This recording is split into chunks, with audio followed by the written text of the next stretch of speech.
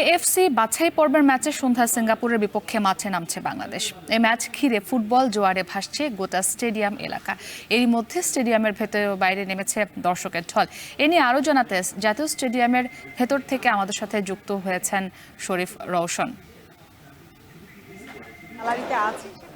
প্রচুর দর্শক কিন্তু এখন ম্যাচের 1 ঘন্টা সময় বাকি আছে, তবে তারপরেও কিন্তু ম্যাচের এখনো 1 ঘন্টা সময় বাকি থাকলে এখনো প্রচুর দর্শক ঢুকছে, যেটা বাফুফের তরফ থেকে আগে থেকে বলে দেওয়া হয়েছিল যে ম্যাচের 2 ঘন্টা আগে কিন্তু গেটটা বন্ধ করে দেওয়া হবে। তবে এখন দর্শকদের যে চাপ, সেই চাপে আসলে গেট বন্ধ করে দেওয়া সম্ভব হয়নি। এখন আমরা দেখতে পাচ্ছি অনেক দর্শক শেষ সময় আসলে ঢুকছে। কিছুক্ষণ আগেই মুজা, জেফারার এবং সঞ্জয়ের পারফর্ম হয়ে গেছে। বাংলাদেশের মানুষ এই সময়টার জন্য অপেক্ষা ছিল, শুধু একদিন 2 দিন না, এই অপেক্ষা কিন্তু দীর্ঘদিনের অপেক্ষা। বাংলাদেশের মৃতপ্রায় ফুটবলটাকে আবারও পুনরুজ্জীবিত করা, এটা কিন্তু বাংলাদেশের ফুটবলারদের যে ভূমিকা, তার সাথে সাথে কিন্তু বাফুফের অনেক আয়োজনে এই দায়িত্বটা আসলে সেরেছে। সেই জায়গা থেকে বাংলাদেশের মানুষও বেশ উজ্জীবিত, বাংলাদেশের ফুটবলাররা বেশ উজ্জীবিত।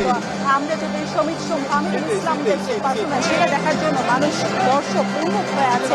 এবার সিঙ্গাপুরের ম্যাচে, এশিয়ান কাপ বাছাই পর্বের ম্যাচে যে পয়েন্ট যদি পূর্ণ 3 পয়েন্ট পাওয়া যায়, সেক্ষেত্রে কিন্তু যে গ্রুপ সিতে আছে তারা কিন্তু এখনও বাংলাদেশ শীর্ষ পজিশনে আছে এবং পরবর্তী শীর্ষ পজিশনটা আসলে ধরে রাখবে। মুক্তি, আপনি নিশ্চয়ই জানেন আজ সন্ধ্যা 6টায় কিন্তু এর মধ্যে ভারত এবং হংকংও কিন্তু মাঠে নেমে গেছে এশিয়ান কাপ বাছাই পর্বের ম্যাচে।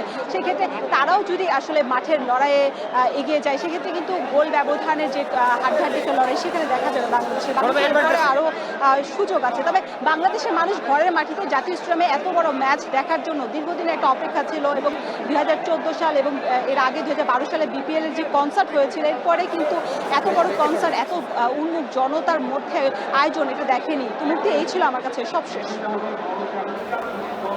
শরীফ রওশন যুক্ত ছিলেন জাতীয় স্টেডিয়াম থেকে। দেখছেন